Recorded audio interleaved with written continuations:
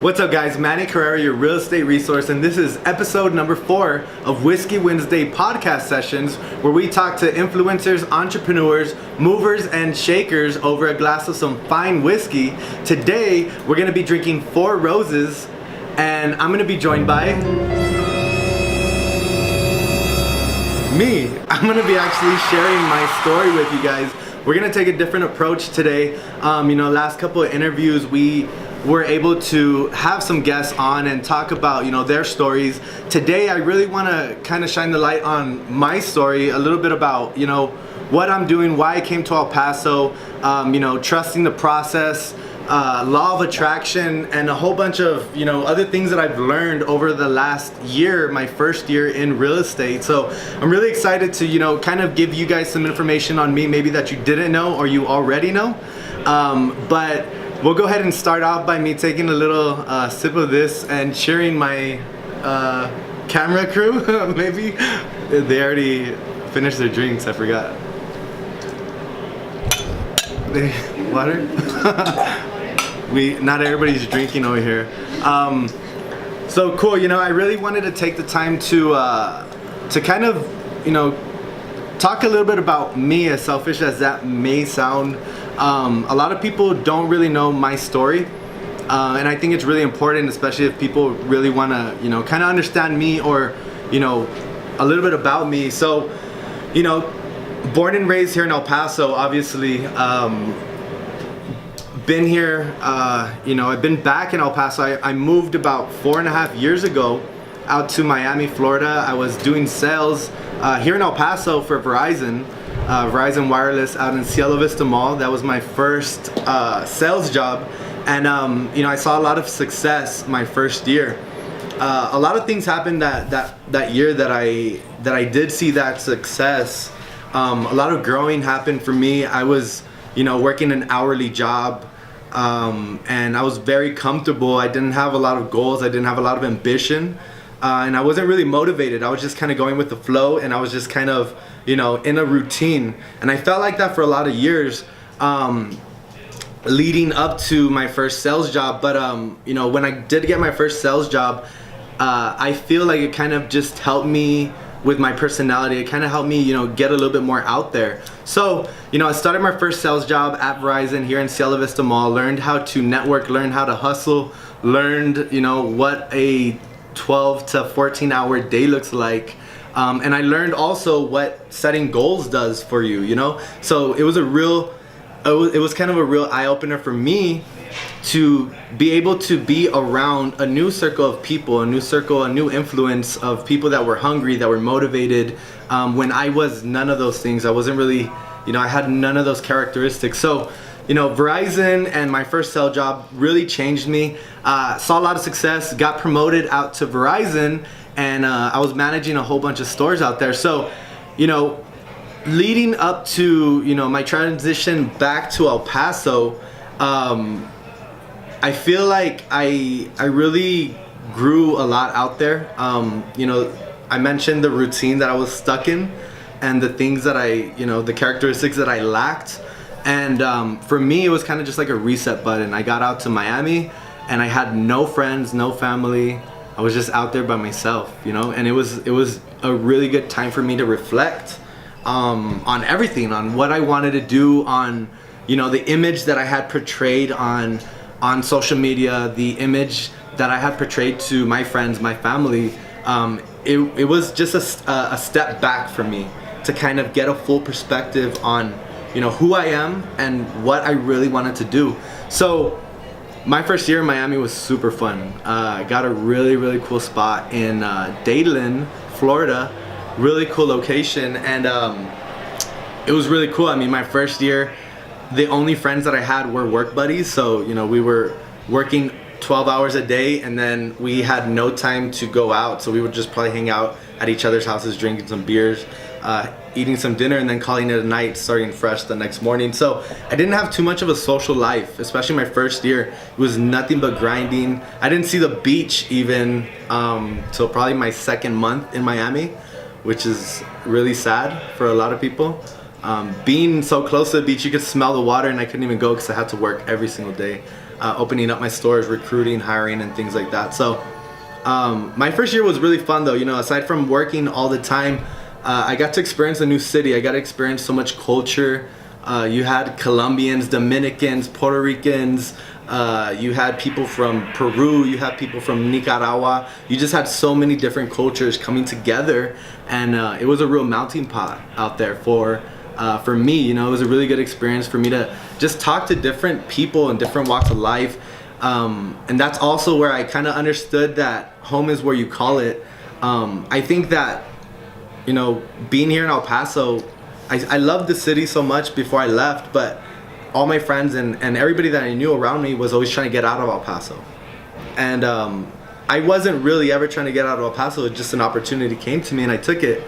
But when I got out to Miami, you know, I would assume that Miami, I'm being in Miami, this is one of the coolest cities in the country. Everybody wants to live here, but the people that lived there and that grew up there wanted to get out just as bad as people from El Paso wanted to get out, you know? So that's where I kind of had my first lesson in Miami is, you know, the circle that you're around or the people that are around you really have a big influence on the person that you are. So these people that were complaining in Miami that they wanted to get out, that there's no opportunity there, you know, they sounded like people that were from a small city, you know, and these people were in a big city where us from El Paso would look over there and say there's tons of opportunity, but you know, it's the same thing. So I kind of realized, you know, it all just depends on your circle. It really just depends on your goals and your ambitions, because no matter where you go, it's gonna be the same shit. If you don't have those characteristics, if you don't have those values, if you don't have those you know, those ambitions and those goals, you're gonna be in the same place no matter where you go. It doesn't matter what city you're in. So that was one of my first lessons. But yeah, so you know, over time I stayed out there and it was great. A couple years later, you know, 3 years later, things at work, you know, kind of started turning or changing to a point where I just wasn't happy. I realized, and I had an epiphany one day on my balcony in Miami downtown, that I just wasn't happy. I wasn't 100% happy, and that to me bothered me, you know, because for me, I think it's important to be happy no matter what you do, and money isn't always everything, and that's one of those epiphanies that I had. I just was chasing the wrong thing. So, you know, long story short, I learned a lot out there in Florida. I learned a lot in Miami, and for me, you know, I really liked where I was and what I was doing, but I still felt deep down in my gut that I should be doing something better and bigger. So, you know, I want to talk a little bit about, before I get into a full story of, you know, why I came to El Paso, you know, I want to talk a little bit about law of attraction, because this is kind of what brought me back to El Paso. You know, for me, law of attraction, I never really understood that. I never really understood that term when people would talk about it. Law of attraction, it's all about what you manifest, and you know, and what's coming in your life is only because that's what you're attracting. And I didn't understand that until I picked up a couple books, YouTubed a couple, you know, videos, and watched a couple documentaries, when I really understood the law of attraction. And you know, everything that you do want in your life, it does come to you if you think about it, and not only think about it, I mean, not just to say think about it, but you have to live, breathe it, you know. Anything that you want to do, anything that you do want in life, aside from just wanting it and thinking about it and manifesting it, you know, you also have to have some hard work behind it. You know, I learned what manifestation was and law of attraction, and at the time in my life in Miami that I wanted to learn about these things and that I was interested about learning these things, I was interested in learning them because I was at a low point in my life. I was going through a lot of stuff out there in Florida. I wasn't happy, even though I had a cool car and a cool you know, condo, and I was making money. A whole bunch was missing from me, and I couldn't understand why. I couldn't understand it, and it frustrated me. So you know, December of 2015, I ended up leaving Verizon, and when I left Verizon, I didn't know what to do. It was December, the busiest month in sales, and I left. But I knew deep down in my gut, I knew that my happiness was worth more than me being stuck at a job or being stuck in a position that I wasn't 100% happy in. So for me, leaving Verizon and not having a job, I was jobless. I didn't know what to do. It was a real difficult situation for me, even though I had money saved, for the rest of the year for me to live on. I just didn't know what I wanted to do, so I used that time. I went with my intuition, I went with my gut feeling, and I used that time to really, really devote it to myself. I really focused 100% on myself, and I'm talking about everything from my health to looking deep into my soul, as deep as I could, to figure me out. And so law of attraction, once I learned that everything that you manifest, everything that you want, as long as you keep wanting it and you make and your actions meet that want, those things do end up coming in your life, and it's crazy. But when I left Verizon, I immediately, like within that week, was joined by a group of the most motivated entrepreneurs that I've ever met, out in Miami, Florida. It was they were with a network marketing company, and that's when I got into network marketing. So that first year of not being employed anywhere, I took on network marketing, and for me, it changed my entire life. It changed my mindset. And that's really where it changed, everything. It wasn't so much of an income thing. It was more of a mental thing. And for me, those 12 months of not working for anybody and just focusing on growing my mind and expanding it was the best investment to date. Like, I've never made a better investment. That year I ate shit. I mean, I was humble. The cool thing about Miami is that there's so much things to do without money.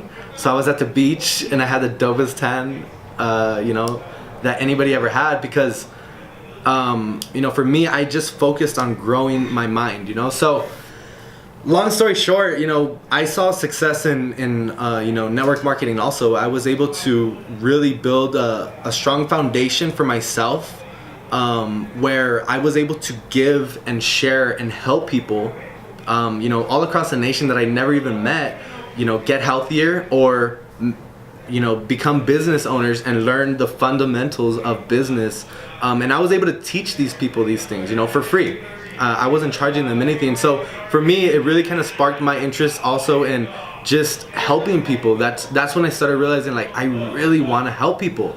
For me, this is such a thing that the world lacks right now, is that everything is monetized.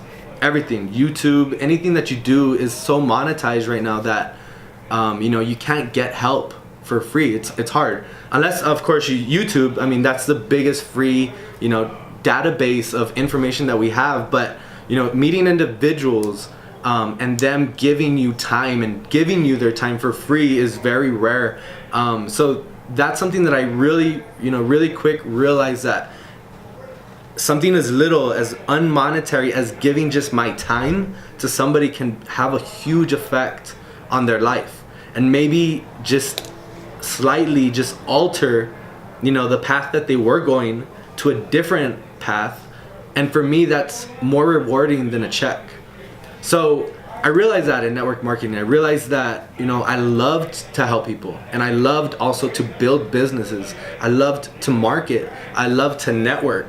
And all these things just came together that year. I learned so much, and I literally felt invincible. I felt like a millionaire, and I was broke. I didn't have money.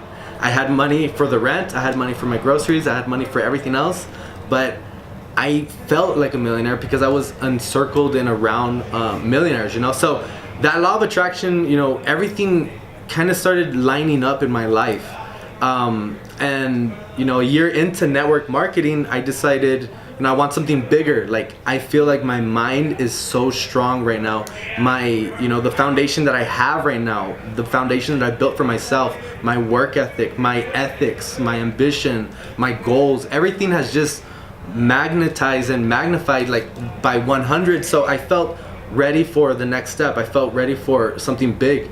And I was thinking about it. I was like, what do I do? What do I do? Just like everybody, everybody goes through this part in life where they don't know what to do. They don't know what they should be doing. They don't know where to go next. And I went through that too. I didn't know what to do. I started looking at Craigslist for jobs. I went to car dealerships trying to sell exotic cars. I was like, what if I sell exotic cars? That's cool. That's gonna be big. But I was like, I need something bigger than that. I need to be changing people's lives, not just putting them in a car. So, for me, I started realizing, long term, if I want to help people, if I do want to help these people, I had no money to do it. I could only donate and give my time. But I realized that if I really want to be a big influence on people's lives, if I really want to change things, I can't help anybody if I can't help myself. So if I don't have money to even help myself, then I can't help the people that I want to help. I can't do the things that I want to do. I can only donate my time, which is very valuable to me, but sometimes time doesn't always pay the bills for somebody, or doesn't always put somebody through college, or things like that. So I realized, even though I went through that 1 year of eating shit, of not making money, not money that I'm that I was making at Verizon, I took a step back to take 10 steps forward. So for me, when I realized that I have to help myself before I can help somebody else, I changed my priorities, and I realized, money follows, it doesn't lead. And I'm gonna say that again because there's a lot of people yelling in the background, but money follows, it doesn't lead, So that's the one of the life-changing moments that I realized too. Like, I was focused on money and it didn't make me happy. So then I focused on not making money and helping people, and it made me super happy. But then I realized that I need money at the end of it to stay happy and stay healthy and then still help people. So it all came back to money. But that quote, money follows, it doesn't lead, I really truly believe in it, because at the end of the day, if I do focus on helping people, if I can help somebody get out of a situation that they're in because they need to sell their house, or they need that extra money for this family emergency, and they have a piece of land that's sitting out in the middle of nowhere, somebody needs to get a house within the next 30 days, or somebody just needs somebody to talk to, somebody needs a little help or a shoulder. Those are all things that I wanted to do for people. So I realized that I need to still make money, but I need to focus on helping people on the way. And I guarantee, money's gonna follow, and it did. I went with my gut, and I've just, from all the mentors and all the people that were successful and that I learned from in that 1 year, they all had similar stories. They all came from nothing, and they dedicated, so much time, so much energy for free. They did it all for free. Bill Gates used to do shit for free before he started getting paid. Everybody did it. And that's one thing that a lot of people don't understand, is that they start monetizing right away. They start trying to make money off of everybody, off of every situation, when nowadays there's too much of that. So I think taking that step back to take all these steps forward, for me was a real eye-opener and a real game changer in my life. So after that whole year of being in network marketing and having that mentality and being changed that much, I honestly feel like it really changed my life, because one thing that happened was I came up with some crazy ass goals. Coming from somebody that never had goals, was never motivated, had no ambition to do anything, and didn't know really where he was going or what he was gonna do. These multi-millionaires that I was hanging out with and that I was learning from, they really showed me how to develop and plan goals and set goals. So, some of my long-term goals, were scary for me at the time, because I had nothing. I hadn't started anything. I hadn't done anything. I was just doing network marketing, and I had a bunch of ideas on the future and where this could go. I hadn't even done real estate yet. I hadn't even thought about real estate yet. But, I had this mentality. So, leading up to that entire year of doing network marketing, I really wanted to do something bigger. So I started thinking about all these different things, and as I mentioned, I checked out, car dealerships, Craigslist ads, and everything, and then I started, reading about what millionaires were doing, where millionaires were putting their money, and every millionaire was doing the same thing. They were buying real estate. It all came back to real estate, real estate, real estate, real estate. So, for me, being aware enough to understand that even though I want to help people, I need to help myself to help people. So I have to have money. I have to make money so that I can be comfortable, so that I can dedicate all the time that I want to helping people and starting up charities and doing things like that. So, I took that mentality, and I took that knowledge that I had got where millionaires were putting their money and what they were doing, and I started reading on real estate. I went to a free seminar that I heard on the radio, actually. I went to a free seminar, and this seminar basically broke down real estate investing. And that was really the first time that I walked out of that meeting and I decided I'm gonna do fucking real estate.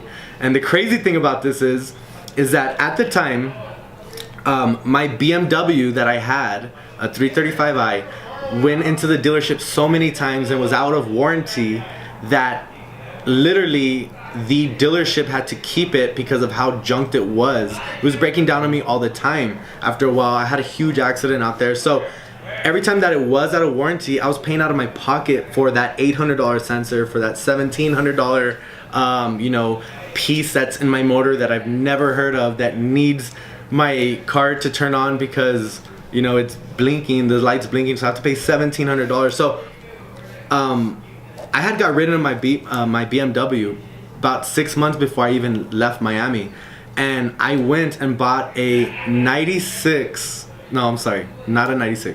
2000 Honda Accord with a big old dent on the side. Okay, I bought it on Craigslist for $900, and I was like, okay, I'm gonna get this car until I figure out what kind of car I'm gonna get and figure out what kind of job I'm gonna get, because I'm like, okay, well, what if I do cars? What if I sell cars? And I'll just see if they could hook me up with a car there, get a discount there. So I had this Honda that I'm driving around, and remember, I'm out of a job, I'm in network marketing, I have enough money for my rent, I have enough money for my car, my groceries, and going out and some fun, some leisure in that, but I'm pretty tight on money. So I left this seminar, this free seminar that I went to. There's always a sales pitch after it, and these people were actually trying to sell a software system that would help you in actually getting good deals on what they were teaching. They were teaching you how to find deals in real estate, but you need this software to figure out if it's a good deal or not. And it was like $800. And I didn't have the $800, but I wanted to do it so bad. I was like, I can't do it, because if I do it, then I'm gonna start having to sell some shit in my apartment to make rent, because my money is kind of structured for the next 6 months. So I walked out of that event feeling helpless and feeling the most hungry that I've ever felt, because when I walked out of that event, I knew that I wanted to do real estate. I knew that there was a future for me in real estate because of how exciting and versatile it could be. But I also knew that at that very moment, I had no money to invest in real estate, no money to get my license, no money to even have a presentable car just yet for my clients in Miami that are gonna be buying their $800,000 house. So I wasn't gonna show up in a Honda that had a busted door on the side. So I had goals. I just didn't have the liquid or the money, the money to do it. So I knew a lot of stuff had to change. I ended up working a little part-time job, getting some money, saving some money, and then I was like, okay, you know what? I'm ready to get my license. Got my license. Actually finished my classes out there. All I had to do was go to a brokerage, activate it. But before I did that, I knew that I was gonna dedicate myself 100% to real estate. I knew that because my mentality has led me up to that point. I was already focused, and so focused that I wasn't gonna quit. So when I did, have the money to get my license, and I got my license, I knocked it out really quick, probably in about a week and a half, because it's a lot shorter than Texas. But I got my license, And I was like, okay, before I activate it, let's take a little break. Let's disconnect before I go 100% in this and not have a social life for the next 8 months. Let me disconnect a little bit. Let me visit home. You know, at the time my apartment lease had just finished, and I was like, this is perfect timing. Like, this is such perfect timing. My apartment lease ends August 1st. So August 2nd, I booked a trip to El Paso, and I was like, you know what, let me give myself a little month off. I already had my apartment lined up for when I got back, my new apartment, and I came to visit for a whole month. And that month was insane, because I then realized, you know, why I had to trust the process. I realized, you know, why I had to go through what I went through, go through that year of eating shit, go through those 3 years of not being happy, learn the things that I did leading up to all this, so that I can show up to El Paso, you know, my first week, get a little tour of El Paso. I hadn't seen it in like a year and a half, and I felt in my gut that I needed to be here. But the thing that stopped me from even making that decision, you know, was the fact that El Paso, people in El Paso have this stigma of people that leave El Paso, if they come back, they failed or they didn't make it. So I wanted to avoid that stigma at all costs. I came to El Paso, and even though I missed my family, I wanted to be with my family, I wanted to be home, I felt even if I wanted to, I couldn't, because people talk, you know? So after a couple days of feeling like that, I kind of just got myself out of that little environment. I took a little drive, and I realized, you know, it doesn't matter what the fuck people think. It doesn't matter what they think. It doesn't matter what they say of me. They could think I failed. They could think I didn't. I realized that El Paso is growing way too much from what I was always used to. When I was in El Paso, before I moved, El Paso was a small city, you know? El Paso, everybody in El Paso was always hoping for a baseball stadium or exposure or somebody famous to come out of here, you know, things like that. And in that time that I was gone, El Paso transformed. And when I got back that 1 month, focused and mindset, real estate, I'm gonna kill it in Miami, I'm gonna build this empire. You know, when I did that, and when I came back, I realized I wanna be part of this growth. I wanna be part of this story that El Paso is gonna be able to say, remember back in 2015 to 2025 when El Paso had that huge growth spurt and everything came here. We had soccer stadiums and baseball stadiums, and we had famous people coming out here, and we had so many people coming to the city to visit. I want to be part of that.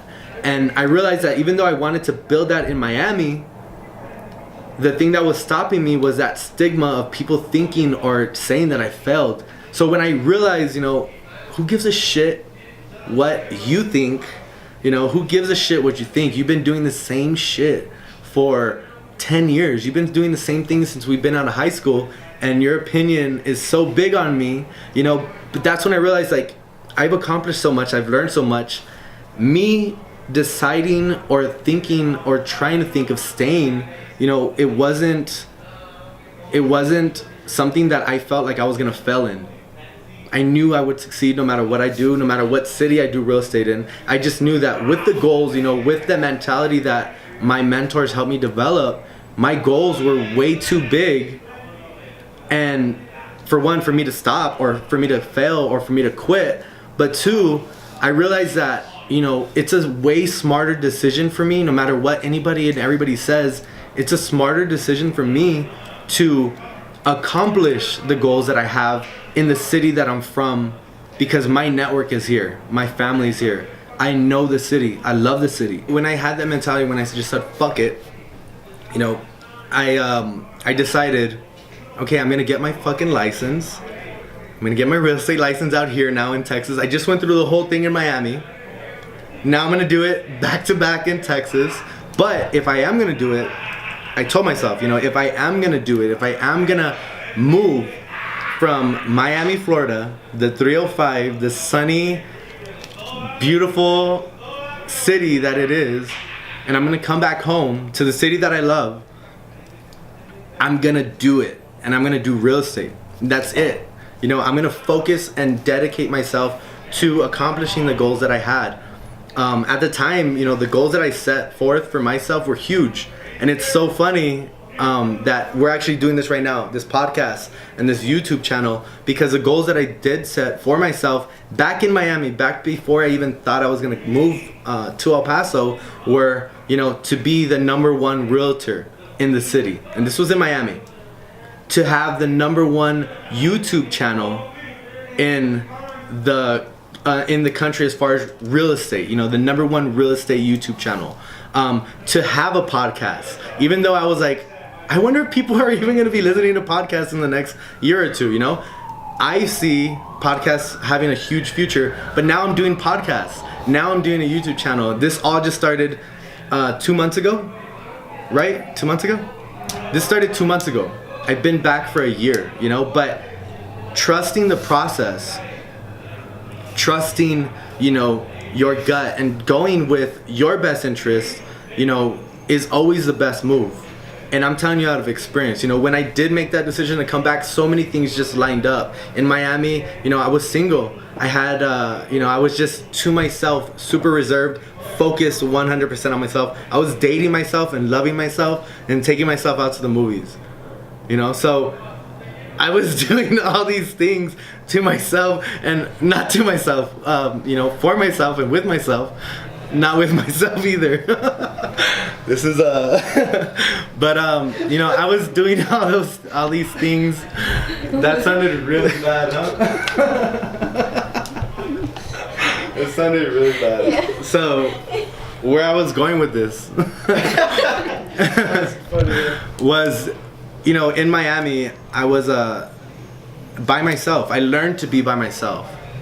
But, you know, when I immediately took that first step in deciding, okay, you know what, the best decision for me is to be back in El Paso, no matter what anybody says. The best decision for me and my goals to be the #1 realtor, to be the #1 resource, to have that YouTube channel, the #1 real estate YouTube channel, to have a podcast, you know, for all these things to come into place, for me to be the first millionaire in my family, you know, for all these things to happen, I knew that the only way, not only way, but the fastest way for these things to happen, for me to achieve my goals, was to be back in the city that I love and be back at home, you know. So I took that step, and I got it a lot of times, you know. I got a lot of people coming up to me and telling me, you know, I thought you failed when you got back, which is exactly what I thought they were gonna say, you know, exactly what I thought they were gonna say, and they said it. But they always follow up with, but you're doing really good, but you're doing really good here, and that to me is just no surprise. Not being confident, I mean, not being too overconfident, not being cocky either, but it's all part of the plan, you know. So my success, you know, people do ask me a lot and tell me a lot, like, what do I need to do, or how can I figure out what I need to do, and they'll ask me for advice. And I guess it's, you know, because they see me or where I'm at right now, but for me, I don't see myself successful just yet. I don't see myself up there, you know, because I haven't hit the goals that I want to hit.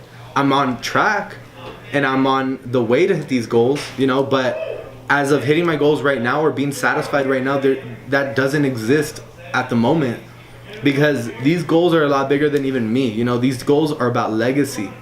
And for me, you know, leaving a legacy for my kids, you know, is gonna be something bigger than, you know, is bigger than me binge watching on Game of Thrones for a whole weekend. You know, what could I do with that weekend? And that's what I think a lot of people that are going through that stage in their life that I went through, that stage that I don't know what is my next move. I don't know what I'm supposed to do. I don't know where to go. I don't know what I should be doing. You know, if you're going through that stage, don't put so much pressure or stress on you to force yourself to grow or to be in that stage. Things happen for a reason. And I think everybody, you know, at this point in life, wherever you are, the decisions that you have made up until this point, up until the predicament or situation or success story or failure story that you have or that you're in right now, is all based and result, a direct result of your decisions. So I think, if you are complaining or you don't know what to do, or you don't have that idea of what I should be doing or what my purpose is, take your time and figure it out. It's not going to come overnight. And I learned that. I feel like I didn't really figure it out until I was 26. And I thought I figured it out since I was fucking 16. Since I was 16, I was like, I fucking figured it out. I'm just going to do this. I'm going to do this. I'm going to do this. And none of that stuff worked out. I was going to do Border Patrol. I was going to do this. I was going to do this. And none of that stuff happened because I wasn't supposed to do it. I'm supposed to be sitting right here, on Wednesday, April the 11th. My purpose wasn't to be a Border Patrol agent. My purpose wasn't to be a baseball player. My purpose wasn't to be a rapper. Because I rapped, for those of you that don't know, and you won't because I've deleted everything on YouTube. Even though I will say my music wasn't that bad, it was pretty cool. But, I wasn't supposed to do any of those things.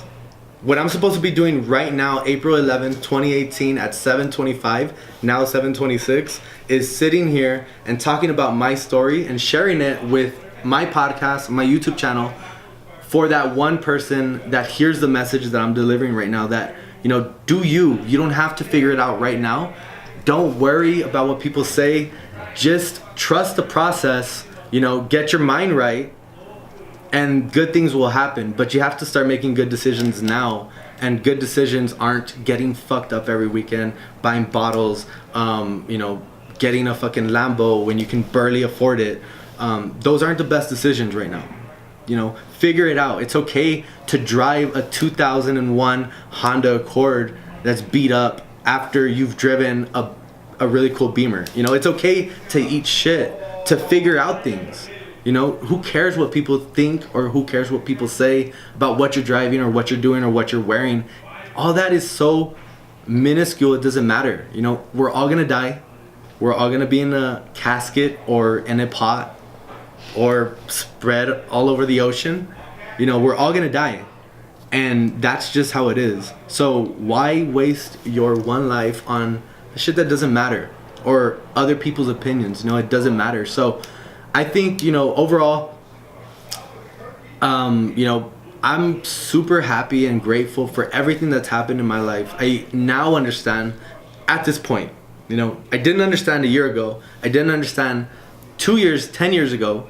But now at this second, at this very moment, I do understand why I'm here and what I'm doing and what I'm supposed to be doing, So even though you haven't figured it out yet, just, give it some time, figure it out, and you'll be okay.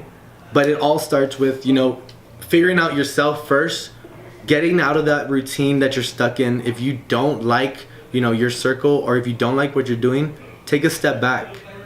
Because I guarantee you those steps back will result, if you do the right actions, if you have enough discipline, will result in a lot more steps forward. But it really just comes down to you taking that initiative, So that's kind of my spiel, that's really why I came back to El Paso. And since I've been back, so many great things have happened. I have a girlfriend. I've been very successful in real estate, and I'm happy now. I'm with my family. I'm not far away from those birthdays and those holidays, and everything is just lining up to where it should be. Miami will always be there. It's not going anywhere. California may be going somewhere, but not Miami. It's gonna stay there. So if I do want to retire, if I do want to go back, and who's to say that I won't? Who's to say that in 5 years I'm not gonna be the #1 real estate agent in El Paso and Miami, Florida? But at this very moment, this is what we're doing. We're doing a podcast. We're doing day in the life vlog. We're changing right now the game and the face of real estate in El Paso. And I'm saying that because I'm very confident that we are. There's nobody doing what we're doing right now because this has been part of the plan, So I kind of just want to end on that. I kind of went into my story a little bit about, what got me here, what got me this kind of mindset. Because again, I never really had this mindset. I wasn't the smartest, and I'm not saying I'm the smartest now or the most successful, but I've learned enough common sense or enough things to make me understand that, you know, there's more to life than being miserable, and there's more to life than settling, you know, for what you don't want. So go after what you want, and hopefully this message spoke to you guys. And if it did, drop some comments, let me know. Hopefully you guys like this podcast, even though we did take a step back from, you know, normal podcasts. And we're gonna be continuing, you know, to be interviewing, you know, these influencers, entrepreneurs, movers and shakers all around the city and out of the city. I know we have a couple special podcasts lined up with some pretty big influencers in the country and in the world. So we're gonna have some big names on these podcasts. You know, this is episode number 4. Hopefully you guys stick with us and stay with us. You know, I'm excited really to, you know, one day say episode 1000 when we get to that point. And I was actually doing the math today. If we do 54 episodes, 1 a week, for the next 20 years, we will hit 1,000. I'm with it. I'm with it. You guys are probably going to be watching me in some VR and probably shaking my hand and hanging out with me, drinking a whiskey glass of something good. So hopefully you guys like the podcast. Hopefully you guys like my story. If you guys have any other questions, you know, tune in and drop them in the comments. We'll be answering them next week. 4 weeks already of recording Whiskey Wednesday podcast, and we haven't had an accident until it was the gorilla pod. This guy just broke it. It was the gorilla pod. The gorilla pod. It looks like a little three-legged human. Apologies in advance. Mobbing deep with the clan, 290 to damn.